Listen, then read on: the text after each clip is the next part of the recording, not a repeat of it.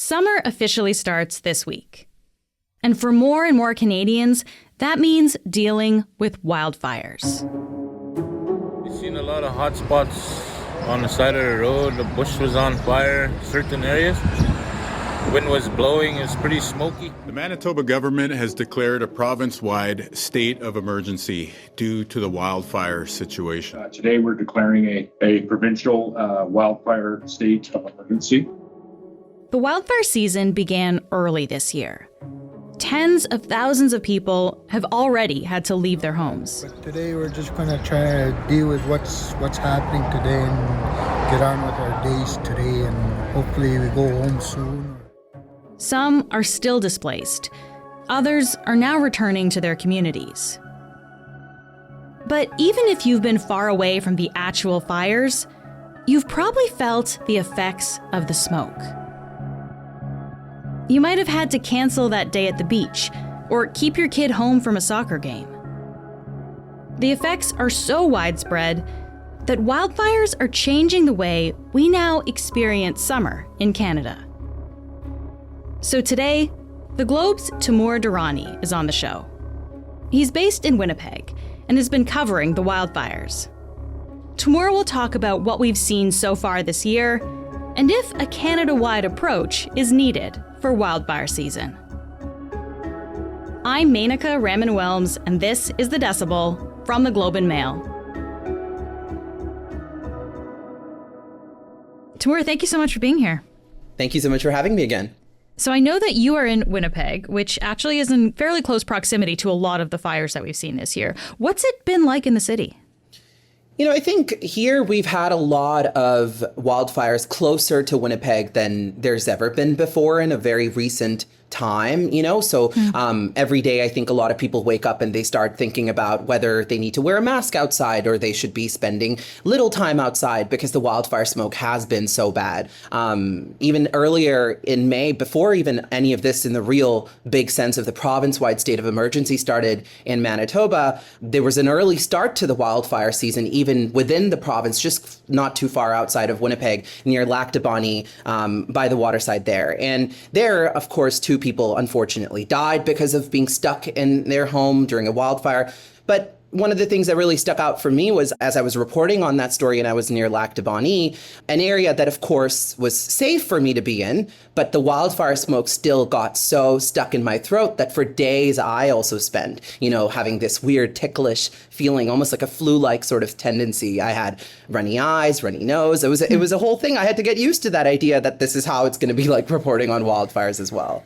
We have been hearing about the wildfires, obviously in Manitoba, Saskatchewan, in other provinces as well, Temur. Can you just kind of give us a sense, like, just how bad has it been so far this year? Yeah, so maybe let's kind of start with where we're at today. As of today, as we're talking today on Wednesday afternoon, it is 239 active wildfires across the country. 90 of those are considered out of control, which means they're really hard for firefighters to really manage. They are usually encroaching communities, something like that. Can you put that into context for us? Like, is that a lot? I don't really know. Yeah, this is a lot to date because it keeps adding up to new fires. I mean, today there are 13 new fires since yesterday. Wow. But this is a good day, actually, that we're talking on, because over the last bit, we've had quite a bit of rain that's been helpful to hold back some of these really big fires across a lot of the provinces. So now I guess we can answer your question of how bad it's been so far to date.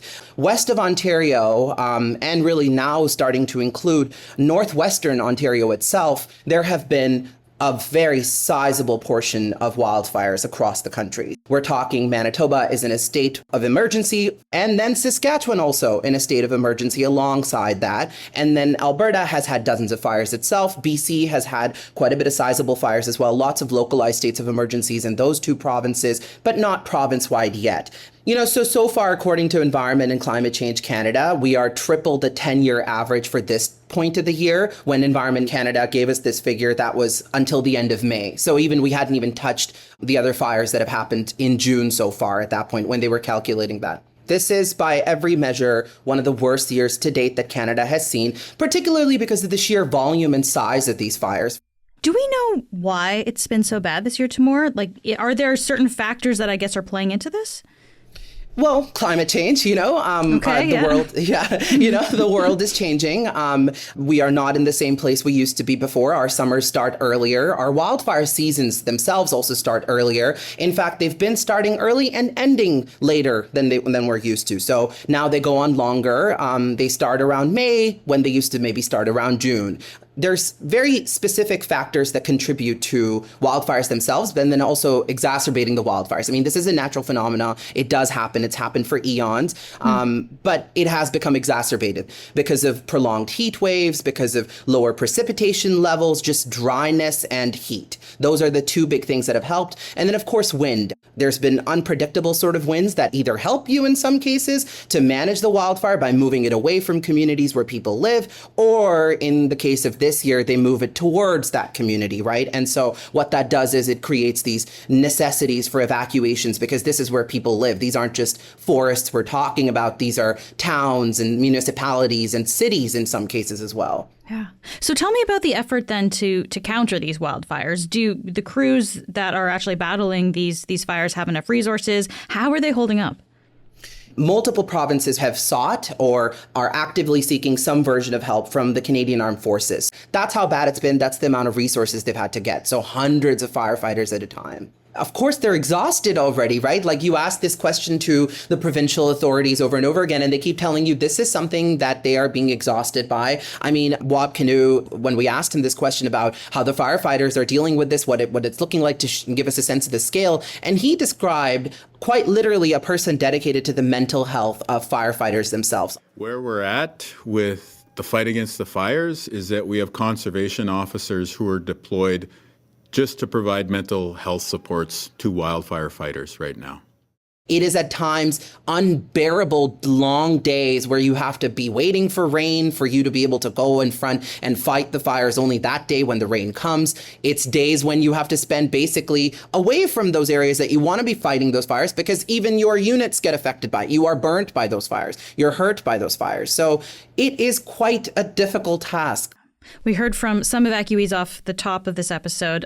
Do we know, I guess, broadly across the country, how many people have had to be evacuated? And what have you been hearing from them about how this is affecting their lives? Yeah, numbers wise, we're looking at, in Manitoba alone, 21,500 people at least. Then we're talking in Saskatchewan, they've given the figure of up to 15,000 people. And then we're talking in Ontario, around 3,000 people. Alberta has had those levels of thousands, not that many yet. BC has also had evacuations. Around the figure, if we add them up, it's more than at least 40,000, 42,000. Around that figure is what we're talking about so far. Again, so many of them have been allowed to go back home. But, of course, it's been a long process. People have had to fly in from 2,000 kilometers away from northern Manitoba to Niagara Falls, Ontario, which is the closest place they could find a hotel for them to stay in for a longer extended period of time. That's what we're talking about. This is thousands of kilometers away. People have never even flown away in some cases from these First Nations communities, and now they've had to be evacuated in that way. One of the things that comes across each time I talk to an evacuee is there's a lot of similarities because as humans, we tend to sort of describe these things in a very similar way, it seems like to me. Over and over again, the metaphor that comes around when you ask them to describe what it felt like when they were being told to leave their homes and pack up and quickly, maybe get a few cherished mementos, maybe get something, but then the essentials, whatever you grab. They sort of tend to describe it as a movie. Almost always they go to that. It feels like I'm living in a movie, partly because it feels like they have no control over the situation. It's like someone else's movie of their own life, and they just don't have any sense of being able to really dictate anything that happens. And that comes across over and over again, that it feels like I was in an apocalyptic movie. It sounds like a cliche, but it's because it tries for us to maybe understand beyond logic, beyond anything, that this is something that is really happening. It is happening in real life, but it doesn't feel like real life, right? It sounds like it's hard to comprehend, yeah. It's hard to comprehend, and there's a real fear there. Again, just the volume, to put it in context, 2 of these fires are so big in Manitoba. One of them became 7 times the size of Winnipeg, and one became 5 times the size of Winnipeg alone. It's so hard to show people what these fires look like, and even describing them it's unfathomable. Temur, is there anyone in particular that you talk to whose story stands out to you? I guess I'm wondering, because I know that you have had these interactions, if there's any stories that really come to mind. Yeah, I've had quite a few. I've thought about this. One woman I spoke with who, in the early days of Saskatchewan's sort of wildfire evacuations, she'd spoken to me as she'd just driven at that point hundreds of kilometers to get away from La Ronge, Saskatchewan. And the way she described it was that it felt, again, like a movie to drive in the middle of the night trying to get away all the way to Saskatoon to a friend's place because she wasn't sure where else she could go to find safety. That's a story that keeps coming back to me over and over again. There's been a few others also, and I think about this one story in northwestern Ontario, Sandy Lake First Nation, where over there they've had construction workers that were stuck quite literally in shipping containers because a fire jumped at them so quickly, a fire that they were trying to help beyond their job to actually help the community with fire breaks, and then suddenly it jumped at them so much that these 19 construction members were stuck in these shipping containers trying to get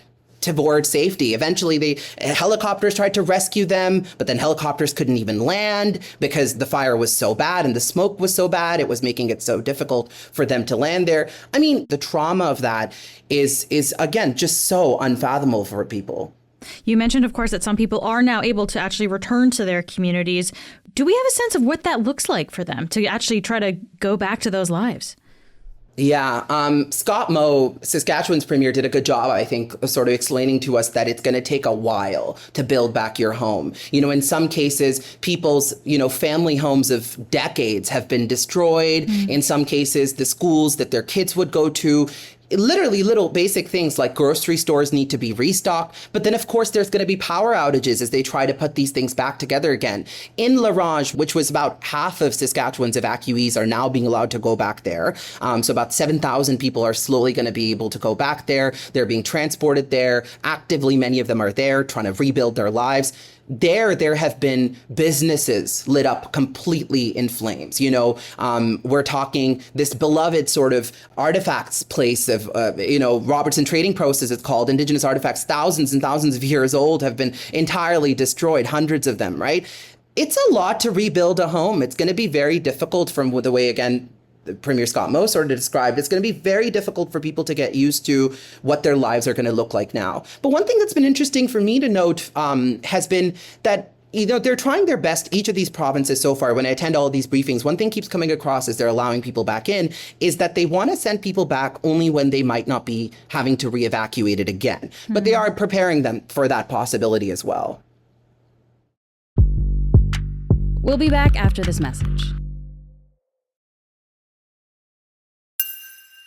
So, Temur, we just talked about some of the evacuees who are very directly affected by these wildfires. But earlier on, we also touched on the fact that because these fires are so massive, the smoke really travels quite far and affects a lot more people. And we're all kind of familiar with this now in Canada. But let's get into this a little bit more. How have these wildfires and the smoke affected other parts of the country?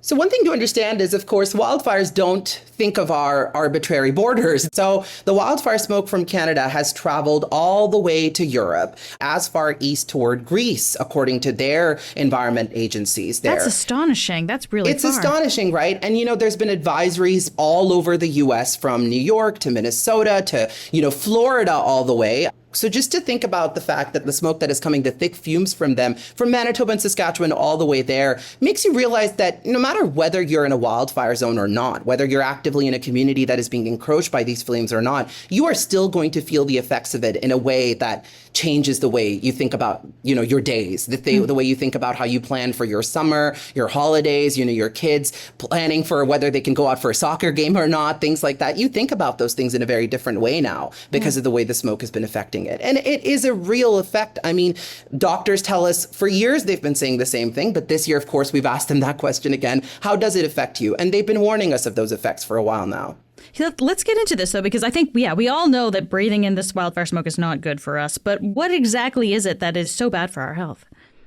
pollution particles, when they get into our bodies, they're not great for our hearts. They're not great for our brains. They obviously cause some very obvious symptoms. There's been things like I'll have runny noses, an itchy throat, basic things like that for a few days. It feels like a weird version of a flu, kind of like COVID almost, for a few days. It's just this cough that you might have, is things like that. But then, of course, there's long-term effects that doctors have noted. So, your cognitive function could be affected by it. Your heart rates could be affected by it. Your childhood development could be affected by it. There's all these sort of risks there. And there's all sorts of ways to make sure that, you are preparing for that. So for example, I live in an apartment here in Winnipeg, right? And so I've had to think about, the kind of, and these are things that are warnings that the governments have been putting out, saying don't open your windows, because if you get the wildfire smoke coming in, it's going to get trapped in there and it's going to keep circulating, and it makes it not as safe for you anymore to be in that space for longer extended periods of time. Okay, so we've talked about the effects of wildfires, both the health effects, also kind of the social stuff about, not being able to go outside as much, closing your windows. I want to talk more directly now, Temur, about how we respond to these wildfires. If we look at the situation now, how are firefighting efforts usually coordinated in Canada? Has this been effective the way we do it now? Yeah, so Canada remains one of the few G7 countries, certainly one of the few leading countries in the world that doesn't have a national strategy or a national agency responding, like an official agency from the federal government responding to wildfires. And that has gotten in the way at times of having a coordinated response. So for years, we've had the Canadian Association of Fire Chiefs saying this over and over again, advocating for a national fire administration. For a decade, really, right? And they've been saying this every time wildfire season comes around, that it would help for that. It would help us with, coordinating our resources. So for example, again, we have provinces right now that are requesting help from the military, but the military doesn't have this infinite amount of resources. So if you have a national strategy, you could then decide, for example, when to send the resources where, how to plan for the next time another province requests it or another jurisdiction. You could think of that in a different way. So it sounds like this national strategy would be kind of like a central coordination then? Is that the idea behind it?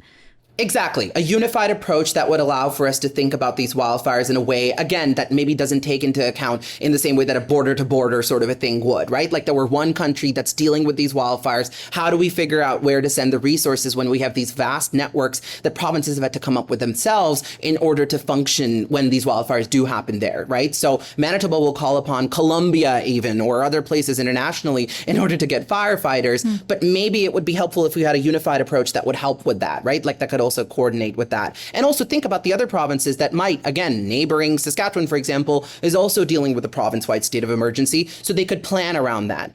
One thing is that it is important to note here, though, is that it would have to be very careful not to infringe on provincial and territorial rights, right? So, you can't tell a First Nation how to respond to that if it is their authority or stewardship over that land. You can't tell the province exactly what to do by this agency, but it would help even all of those different jurisdictional sort of powers to come together and think about this as a unified approach. Do we know why Canada doesn't have a centralized system like this? Because you mentioned, we're the only G7 country without it. So I guess I wonder, why haven't we got this up and running yet? I don't think we have a clear answer to that. I think the political sort of, governments change. We've had governments come and go who've promised these things. The reality is wildfires have gotten worse, right? And so as the years go by, maybe the intensity and the need for that is becoming more obvious to us now. But the reality is we haven't had this kind of approach before. Governments have not necessarily thought that this was the most important thing to do or whatever's happened there. Maybe there's a bureaucratic hurdle there, but we don't have a clear answer of why we don't have that yet. Of course, it could be also, again, this point of the provinces want to assert their authority, the territories want to assert their authority. So that could also be part of the reason why we haven't had a federal government, really getting there, trying to be like, I'm going to tell you what to do. But that's not exactly what these advocates have been talking about ever. That's not what they want to do. They just would like a more unified approach for us to think about these wildfires in a national way so that we can coordinate those resources. We can think about them preemptively. We can put our research together to plan around them, to put really actionable things before these wildfires happen. Of course, we saw the G7 summit wrap up in Alberta earlier this week, and the G7 leaders actually released a wildfire charter at the end of the summit. Of course, this is a pretty high-level document. It's what you would expect from something like this. But I wonder, Temur, did anything from this wildfire charter stand out to you? Yeah, I mean, what stood out to me is that this is the most detail we've ever gotten from G7 leaders in a communique of this sort, or any sort of like document like this after a G7 summit. You know, in 2023, there was no wildfires mentioned in any of their communiques. You know, at last year's summit, the leaders agreed in a one-sentence commitment to prevent and manage the negative impacts of wildfires. But this year, there's quite a bit of detail. There's quite a bit of sort of, you know, we're taking these steps to adopt a whole of society approach, implementing mitigation actions. They usually don't attach dollar figures to those things in these communiques, and they didn't this time either. But what they are saying is we're committed to something like this, as all of our countries, many of them now, are dealing with this problem with wildfires. So Temur, I'm going to let you go in a second here, but we're just at the start of summer, still very early in wildfire season, and yet we've seen it be so bad so far. What does the forecast look like for wildfires for the coming months? Unfortunately, it's very bleak, according to Environment and Climate Change Canada. It is still looking like the conditions are quite ripe. You know, the western provinces are still going to be more so affected. Any levels of precipitation that they've gathered, you know, there is going to be very little rainfall. There's going to be prolonged heat waves. Alberta seems to be right on that edge of seeing more of that coming for later in the summer. So far, Alberta and BC have not been as affected as Manitoba and Saskatchewan. But by every measure, what we're seeing later in the summer, we are unfortunately probably going to see more wildfires this year again. This is just the way we think about when we think about our summers now. We have to plan around this smoke, even whether we live close to that wildfire or not. It's quietly sort of affecting us in these little ways and reminding us that we kind of can't run away from this problem. Unfortunately, it is. I'm actually even quoting, almost as I'm saying this out loud, the words of Environment and Climate Change Canada themselves, their meteorologists, when they say it's quite literally at our doorsteps. They'll affect you whether you like it or not. You'll see the sun and it'll look different. It'll be orangish. You'll see these hazy skies, and you'll be reminded that, yeah, you might not have the fires coming to your community by any measure. You're thousands of kilometers away, and yet you are still quite literally being affected by that in some capacity. Temur, always good to talk to you. Thank you so much for being here. Thank you. Thanks for having me. That was Temur Durrani, the Globe's Winnipeg reporter. That's it for today. I'm Menaka Raman-Wilms. This episode was produced by Kevin Sexton. Our producers are Madeline White, Michal Stein, and Ali Graham. David Crosby edits the show. Adrian Chung is our senior producer, and Matt Frainer is our managing editor. Thanks so much for listening, and I'll talk to you tomorrow.